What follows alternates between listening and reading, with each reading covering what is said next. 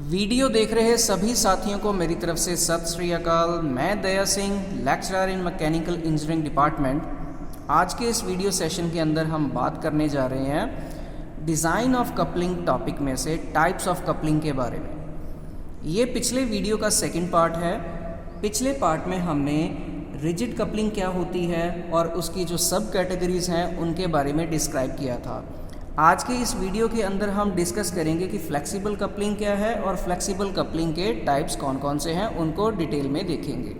So let us start. एक बार coupling का flow chart हम दोबारा से देखेंगे, जिसके अंदर हमने कपलिंग को दो कैटेगरीज में डिवाइड किया था, rigid coupling and flexible coupling. इस सारे के सारे पोर्शन के बारे में हमने पिछले वीडियो में डिस्कस किया, उसका लिंक मैं आपको नीचे डिस्क्रिप्शन बॉक्स में दे दूँगा। आज हम बात करेंगे सिर्फ इतने टॉपिक के बारे में, जिसके अंदर हम देखेंगे कि फ्लेक्सिबल कपलिंग क्या है और उसकी जो सब कैटेगरीज हैं, pin type flexible coupling, universal coupling and Oldham coupling.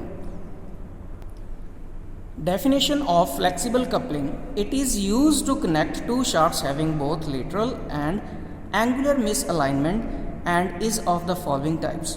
कि जब हमारे पास दो शाफ्ट्स को आपस में जोड़ा जाता है, कनेक्ट किया जाता है, तो उस दौरान अगर उनके अंदर कुछ लेटरल या एंगुलर मिसअलाइनमेंट्स हों तो उस दौरान जो हम कपलिंग्स यूज़ करते हैं उनको हम फ्लेक्सिबल कपलिंग कहते हैं। एग्जाम्पल के तौर के ऊपर बुश टाइप कपलिंग है, यूनिवर्सल कपलिंग है एंड ओल्डहैम कपलिंग है। अब इन्हीं को हम डिटेल के अंदर डिस्कस करने जा रहे हैं। Let us start with the first one. तो फर्स्ट कैटेगरी है हमारे पास bush pin type flexible coupling. It is the simplest and the most common type of the coupling which is modification of the rigid type coupling. क्या कह रहा है कि ये हमारे पास सिंपलेस्ट एंड मोस्ट कॉमन जो कपलिंग यूज़ होती है फ्लेक्सिबल टाइप की, उनमें से एक है, जिसके अंदर हमने कुछ मॉडिफिकेशंस किए हैं रिजिड कपलिंग के अंदर। कि रिजिड कपलिंग जो हमने पिछले पढ़ी थी, जिसके अंदर हमने फ्लेंज कपलिंग के बारे में पढ़ा, तो फ्लेंज कपलिंग के अंदर ही हमने कुछ थोड़े बहुत चेंजेस किए और जो नया अमेंड फॉर्म हमारे सामने आया, डिज़ाइन सामने आया, that is bush pin type flexible coupling. The coupling bolts are known as pins. इस कपलिंग के अंदर जो हमारे बोल्ट्स यूज़ होंगे, जिसके साथ हम दो फ्लेंजेस को आपस में जोड़ेंगे, उनको हम पिन्स बोलते हैं। द रबर और leather bushes are used over the pins. और इन पिन्स के साथ वहाँ पे कुछ फ्लेक्सिबिलिटी प्रोवाइड करने के लिए हम रबर या लेदर के बुशेज यूज़ करते हैं। The pins are rigidly bolted to one flange and loosely fitted in the corresponding holes of the other flange. तो जैसे हम जानते हैं कि जब हम फ्लेंज जॉइंट बनाते हैं या कपलिंग बनाते हैं तो दोनों शाफ्ट्स के ऊपर एक एक फ्लेंज अटैच की जाती है। तो वहाँ पे एक फ्लेंज के साथ हम नट बोल्ट यूज़ करते हैं और दूसरी हम जो है वहाँ पे फ्लेक्सिबिलिटी रखते हैं थोड़ी। The two halves of the coupling are dissimilar in the construction. कि जो कंस्ट्रक्शन है, इनकी जो डिज़ाइन है, वो भी दोनों फ्लेंजेस का डिफरेंट है। जो डिज़ाइन है वो सिमिलर नहीं है। This type of coupling is extensively used where the driving and driven units are mounted on a common base plate where excessive misalignment is not likely, as in case of prime mover connected to the generator or compressor connected to an electric motor। इस point से ये क्या समझाना चाह रहा है कि हमारे पास इस टाइप की कपलिंग के अंदर जो दोनों के दोनों यूनिट्स होंगे, जो ड्राइविंग एंड ड्रिवन यूनिट होगा, दोनों के दोनों एक कॉमन बेस प्लेट के ऊपर माउंट किए गए होंगे, जिनके अंदर जो मिस अलाइनमेंट है वो बहुत ज़्यादा नहीं होगी। कहने का मतलब उसका ये है ओवरऑल कि इस टाइप की जो कपलिंग है, बुश पिन टाइप की जो कपलिंग है, इसके अंदर जो मिस अलाइनमेंट है, चाहे वो पैरेलल शाफ्ट्स के अंदर हो या इंटरसेक्टिंग फॉर्म के अंदर हो या उसके अंदर कुछ एंगुलर हो, जैसे कि इंटरसेक्टिंग की हमने बात कर ली है, तो वहाँ पे जो हमारा डिफरेंस है, मिस अलाइनमेंट है, वो बहुत ही कम होगा, छोटा सा होगा। जैसे कि हम बात करें एग्जाम्पल के तौर पे, उसने यहाँ पे दो एग्जाम्पल दिए हैं कि जैसे मान लीजिए कि प्राइम मूवर जो है वो हमने कनेक्ट किया है जनरेटर के साथ या कंप्रेसर को कनेक्ट किया है हमने इलेक्ट्रिक मोटर के साथ, तो वहाँ पे जो मिस अलाइनमेंट है वो थोड़ी ज़्यादा होती है। बस उसके कंपैरेटिवली यहाँ पे बुश पिन टाइप की कपलिंग के अंदर जो मिस अलाइनमेंट होगी वो कम होगी। नेक्स्ट पॉइंट में वो बात कर रहा है, कहता है clearance of 5 mm is left between the face of the two halves of the coupling. जब दोनों कपलिंग्स को आपस में जोड़ा जाता है तो उस दौरान दोनों फेसेस के अंदर जो डिफरेंस रह जाता है that is of 5 mm। Thus, this coupling makes up for the parallel misalignment of the shaft up to 0.5 mm and angular misalignment of 1.5 degrees। कि जब हम दो शाफ्ट्स को आपस में जोड़ते हैं तो उस दौरान जो दो पैरेलल शाफ्ट रहेंगी जिनको हम इससे जोड़ेंगे, कहने का मतलब कोएक्सियल शाफ्ट नहीं होंगी, उनके अंदर थोड़ी सी मिस अलाइनमेंट होंगी तो उनको हम पैरेलल ही काउंट करेंगे। तो उनके अंदर जो डिस्टेंस रहेगा वो 0.5 mm से ज़्यादा नहीं होना चाहिए और उसके अंदर जो एंगुलर मिस अलाइनमेंट होगी वो अप टू 1.5 डिग्रीज की हो सकती है। नेक्स्ट वो बात कर रहा है, कहता there is no rigid connection between the two halves of the coupling and the drive takes place through the medium of the compressible rubber and leather bushes. कहता कि एक्चुअल के अंदर हम डायग्राम में भी देखेंगे कि इनके अंदर जो फिज़िकल कांटेक्ट है वो डायरेक्टली नहीं होता। इनके अंदर जो डायरेक्ट कांटेक्ट आता है एक फ्लेज के अंदर जो हमने रबर के या लेदर के बुशेस जो हमने डाले थे वो दूसरी फ्लेंज के साथ कांटेक्ट में आते हैं। सीधा हमारा जो कास्ट आयरन का फ्लेंज है वो आपस में कांटेक्ट में नहीं आता। सो नाउ हम इसका देखेंगे डायग्राम की डायग्राम इसका किस तरह से होगा। सामने स्क्रीन के ऊपर आप देख रहे हैं Bush pin type flexible coupling का जो हमारा रे डायग्राम है वो किस तरह से होगा। जैसे हमने बात की थी, सारे के सारे पॉइंट्स में डिस्कस किया था कि इसके जो दो फ्लेंजेस हैं वो किस तरह से शाफ्ट के साथ अटैच होंगे। इधर वाली ये शाफ्ट नंबर 1 है, ये शाफ्ट नंबर से 2 है। यहाँ पे की हमने इधर यूज़ कर ली, ये की यूज़ कर ली और इसको मैंने सीधा डायरेक्टली जब माउंट किया है दोनों को आपस में जब फ्लेंजेस को जोड़ना है तो वहाँ पे सीधा हमने इसको नहीं जोड़ना। उनके अंदर जो ये डिफरेंस काउंट होगा ये होगा नियर अबाउट 5 mm जैसे हमने अभी स्टडी किया था। तो इसके अंदर जो ये दोनों की दोनों शाफ्ट्स होंगी, ये शाफ्ट नंबर 1 एंड ये शाफ्ट नंबर 2, ये डायरेक्टली को अलाइंड नहीं होंगी। इनके अंदर हल्का सा डिफरेंस रहेगा ही रहेगा। और साथ में यहाँ पे जो हमने यहाँ पे जो बुश डालना था ये किस मटेरियल का था हमारे पास, लेदर का या रबर का, जो यहाँ पे कुछ इसको फ्लेक्सिबिलिटी प्रोवाइड करेगा कि ये चीज़ टूटे ना। जो वर्किंग के दौरान जो वाइब्रेशंस प्रोड्यूस होंगे या लोड बढ़ाने या घटाने से कुछ शॉक्स प्रोड्यूस होंगे उनको ईजिली ये अब्जॉर्ब कर सकता है। वैसे ये डायग्राम इस तरह से कंप्लीट नज़र नहीं आ रहा, मैं इसको लैंडस्केप में आपको दिखा रहा हूँ, एक बार कंप्लीट आपको नज़र आ जाएगा।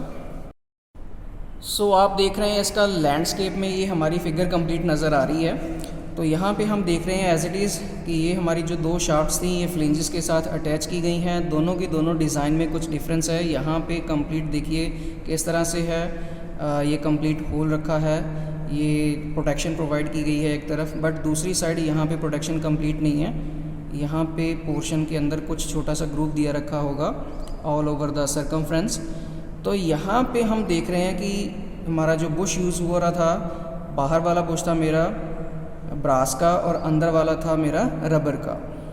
तो इस तरह से हम यहाँ पे कुछ फ्लेक्सिबिलिटी प्रोवाइड कर सकते हैं। बाकी सारी की सारी डायमेंशंस दे रखी हैं साथ में। सबसे पहले हम मान के चलते हैं कि हमारे पास जो डायमीटर ऑफ द शाफ्ट है दैट इज़ स्मॉल डी, उसके बाद हब का डायमीटर है that is capital D, outer जो होगा उसका, और उसी तरह से जो फ्लेंज की थिकनेस है दैट इज़ TF है दोनों की।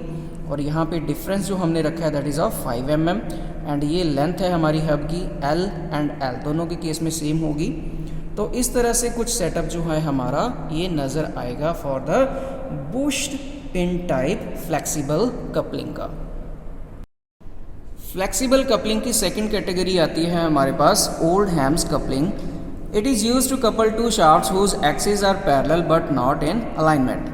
कि जब हमें दो पैरेलल शाफ्ट्स को जोड़ना हो, कपल करना हो, जब एक शाफ्ट से दूसरी शाफ्ट पे हमने पावर ट्रांसमिट करवानी हो, बट कंडीशन क्या है कि दोनों के दोनों जो शाफ्ट्स हैं वो पैरेलल हों, को अलाइंड ना हो, को एक्सियल ना हो।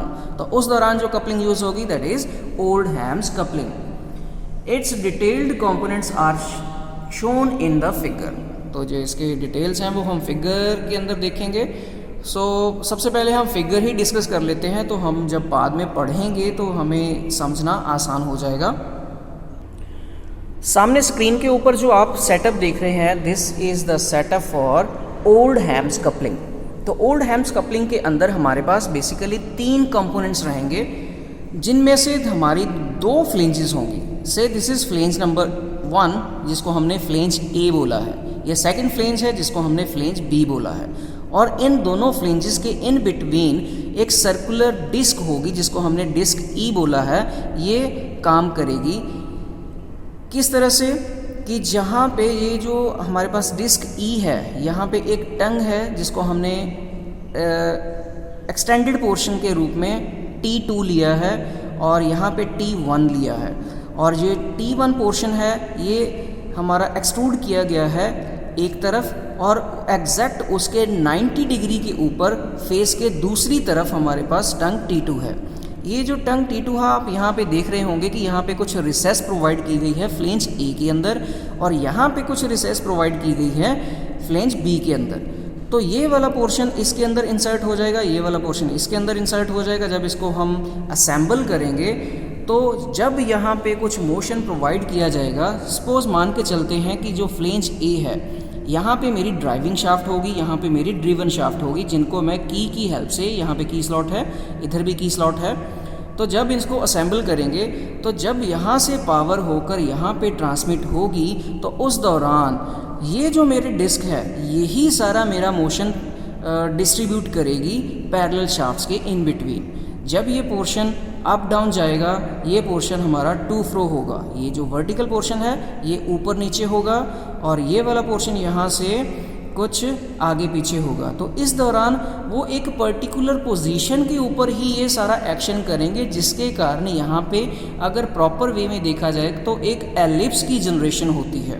तो कुछ इस तरह से उसकी मूवमेंट होगी, कंप्लीट सर्कुलर मोशन नहीं मिलेगा, वहाँ पे एलिप्टिकल मोशन मिलेगा, जिसके कारण यहाँ पे 2 पैरेलल शाफ्ट्स के इन बिटवीन जो पावर है वो ट्रांसमिट होगी।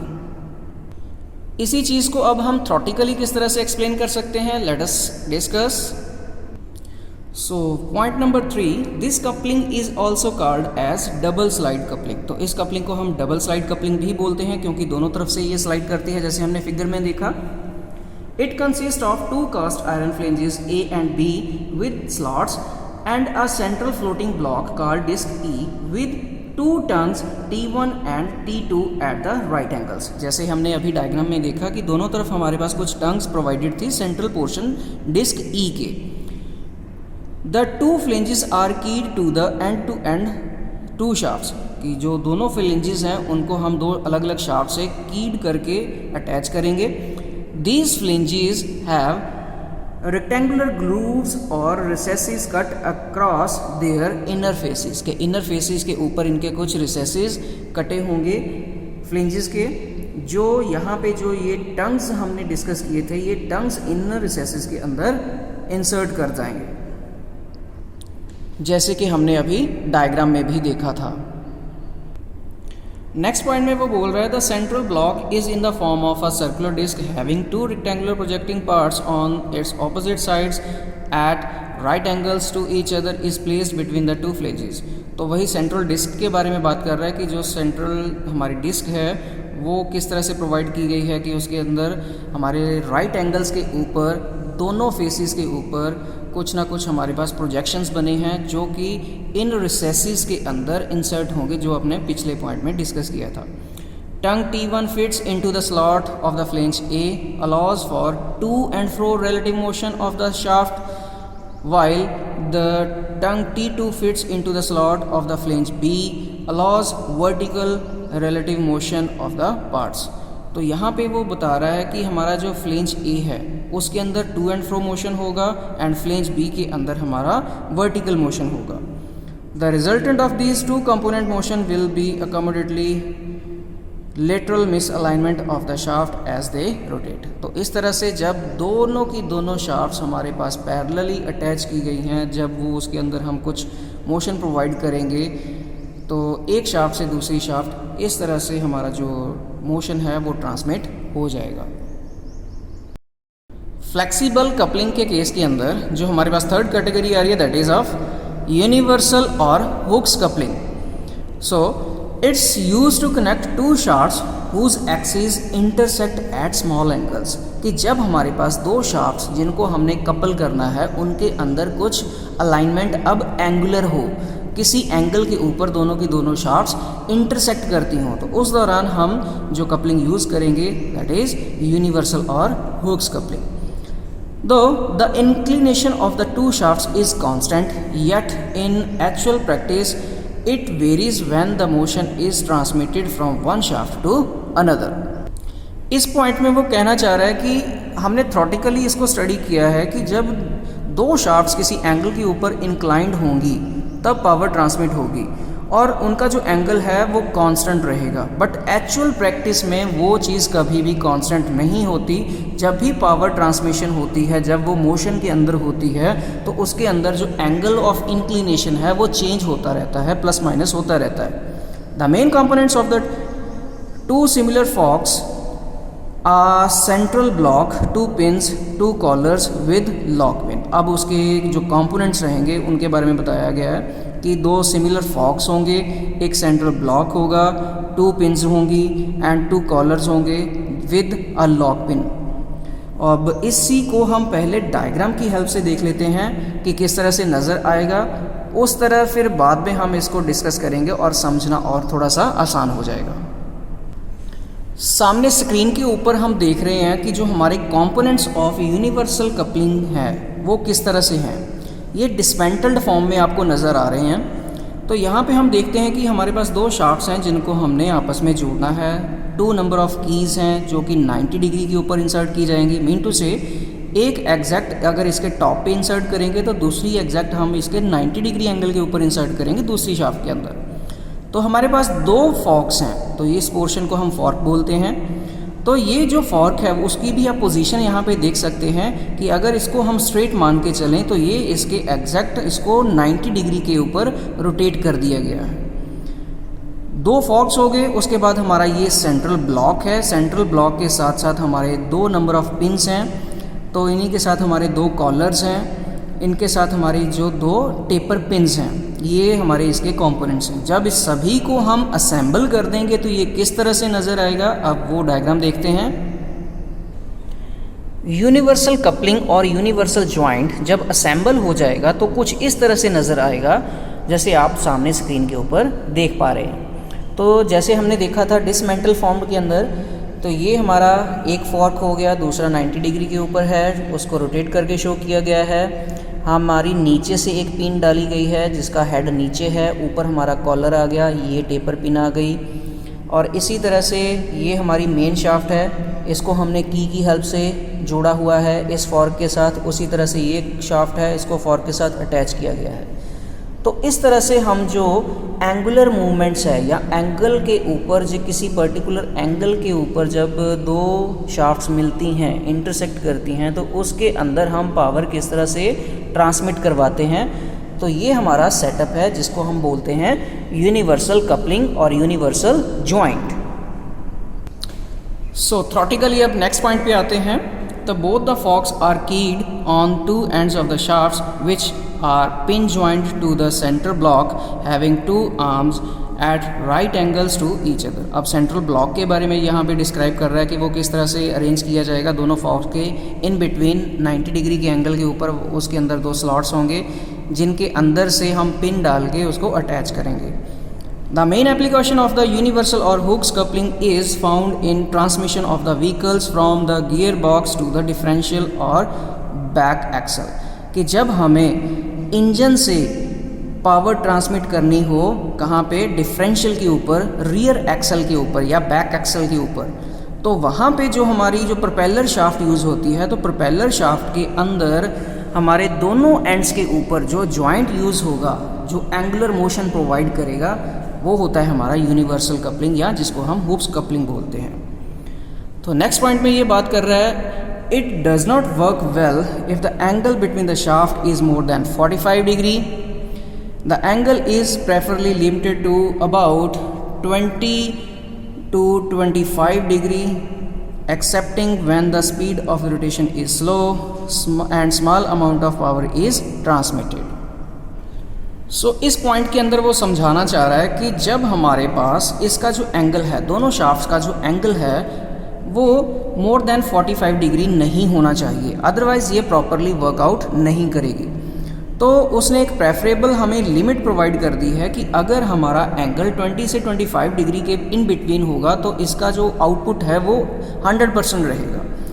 तो उसने इसके साथ एक चीज़ और बोली है कि जो इसकी स्पीड है, स्पीड ऑफ रोटेशन है, अगर वो कम होगी एंड जो पावर ट्रांसमिशन है वो भी थोड़ी कम होगी तो उस दौरान जो उसका जो एंगल है वो वेरी कर सकता है। ये एक्सेप्शनल केस है, बट अदरवाइज़ जो उसका एंगल होगा वो 20 से 25 डिग्री ही रहना चाहिए।